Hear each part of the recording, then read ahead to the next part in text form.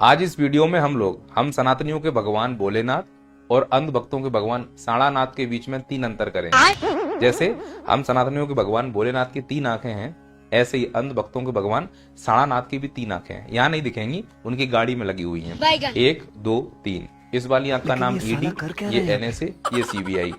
अगर ये बीच वाली आंख खुल गई, सामने वाला भसा। दूसरा अंतर है कि हम सनातनियों के भगवान भोलेनाथ का जो त्रिशूल है, इसके 3 कोने सत्य, रज और तम को नियंत्रित करते हैं, और वहीं अंध भक्तों के भगवान साड़ानाथ का त्रिशूल है झूठ, जुमला और पाखंड को नियंत्रित करता है। मेरे भी जीवन में कोई कहेगा क्या कमी है। तीसरा अंतर यह कि हमारे भोले बाबा ने जनता को बचाने के लिए जहर पिया, तब जाकर ये भगवान बने। वो इधर इसे बचाने के लिए जनता जहर पी रही, तब जाकर ये भगवान बने। इस सज्जन को क्या तकलीफ है भाई? यकीन नहीं है तो इंदौर के भागीरथपुरा में रहने वाले उन अंधभक्तों से पूछो जो इस भगवान के लिए जहर को पानी समझ के पी गए। यकीन नहीं तो दिल्ली में रहने वाले उन अंधभक्तों से पूछो जो इस भगवान के लिए जहर को हवा समझ के सांस ले रहे हैं। और इतना ही नहीं, जब यूएसए ने हम भारतीयों को हथकड़ियां लगाकर भारत भेजा था, तो उस अपमान के जहर का घूंट हम अंधभक्त पी गए, और ये भगवान बनने के बाद हम लोगों से क्या कहता है? हम मानने को तैयार नहीं, हिंदू रिलीजन है, मानने को तैयार। मैं पठान का बच्चा हूँ, तो मैंने सोचा सलाम। तो आपको लगता है कि मनुस्मृति में ऐसा था कि कोई सुबह में ब्राह्मण है, दोपहर में क्षत्रिय, शाम को सनातन धर्म में ऐसा है मैम। और सनातन धर्म को डिस्क्राइब करने के लिए आप जितना पढ़ेंगे, आप धर्म शास्त्र का नाम बताइए। सनातन धर्म को डिस्क्राइब करने के लिए आप जितना धर्म शास्त्र पढ़ेंगे उतने कम है मैम। एक भी धर्म शास्त्र का नाम बताइए जिसमें आप जो बोल रही हो वो परिभाषा हो। ये सनातन धर्म में ही है मैम। आप इसमें धर्म शास्त्र को कैसे जोड़ सकते हैं? नाम बताओ। वेद पुराणों में हर जगह ये चीज है। वेद में या पुराण में? वेद में तो किस में, किस उपनिषद में, और पुराण में तो किस पुराण में? वेद पुराण मैंने पढ़े नहीं है, जहाँ मैंने अपने पेरेंट्स से सुना है। कैसे दे रही है? जो मैंने अपने पेरेंट्स से सुना है, जो मैंने अपने धर्म गुरुओं से सुना है। आप इस तरह से सार्वजनिक मंचों पर परिभाषा दे रही है? आपको ज्ञान ही नहीं है। जब आपने उपनिषद पढ़े हैं? मैंने नहीं पढ़े हैं। आपने मैं ये चीज ओपन नहीं पढ़े हैं। एक भी नहीं पढ़े हैं? नहीं पढ़े हैं। मैंने सारे उपनिषद पढ़े हैं और मैंने सारे पुराण पढ़े। I respect ma'am. ठीक है, अब हम बात करें इस पर, या आप इसको विड्रॉ करना चाहेंगे? नहीं, अगर मुझे नहीं बात पता करेंगी, मैं पूरी डिटेल के साथ और जितने श्लोक हैं उनके साथ, उदाहरणों के साथ आपको बताऊंगी। आप मनुस्मृति का सपोर्ट करती हैं? आपने मनुस्मृति पढ़ा है? मैंने मनुस्मृति पढ़ा है। जो बोलोगी किताब में उसी से सवाल करूंगी। आप बताओ।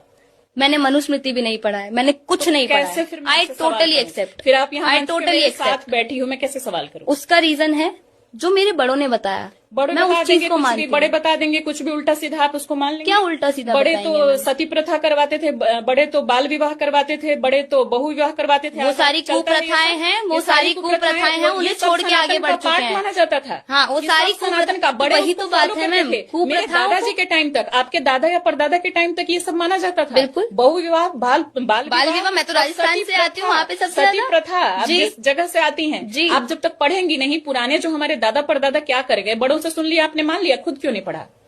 बड़ों ने जो सही पढ़ा नहीं है तो आप अगर मेरे मन ने बोला, अगर मेरे मन ने बोला कि ये चीज अगर होती थी वो गलत है, सती प्रथा होती थी गलत है, वो छोड़िए। बड़ों ने बताया तो ना, बड़ों ने एटलीस्ट बताया तो। कर रही हैं से पहचान गए, इसको पहचान नहीं, इसको बेचारा को तो मंदिर का घंटी बजा दिया है। कोई भी आता है बजा के चल जाता है, कभी कोई भड़ुआ बोल देता है, कभी कोई दलाल बोल देता है।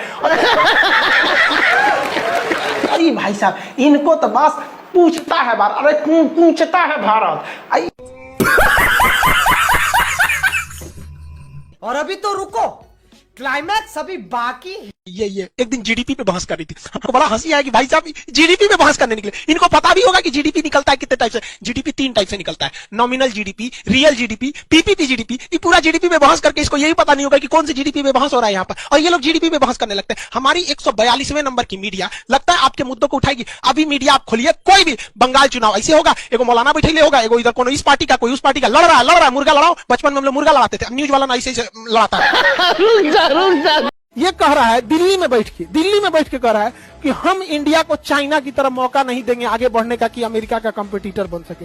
ई ससुरा तुम मौका दोगे, छोटा कहीं का, हमको मौका नहीं। दिल्ली में बैठ के बोल रहा है। हमारी मीडिया इससे सवाल नहीं पूछी, रोक के पूछना चाहिए ससुरा, तो दिल्ली से चल कैसे जाएगा?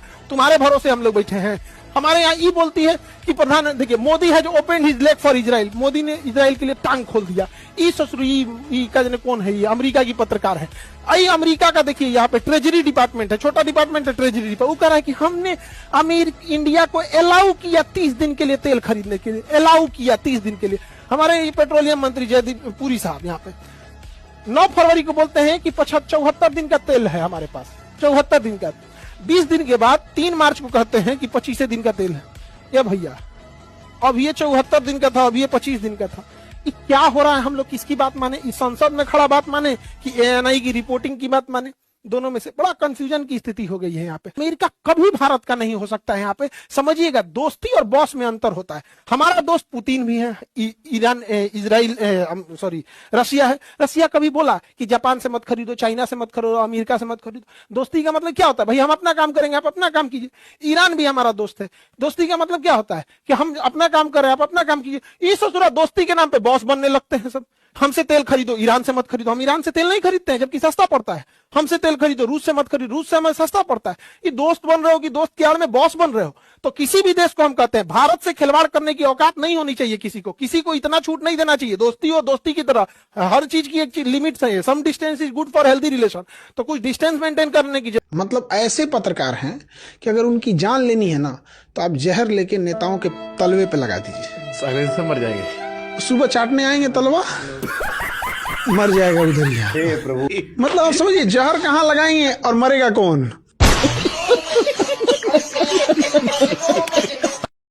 ये चीजें देखता हूँ,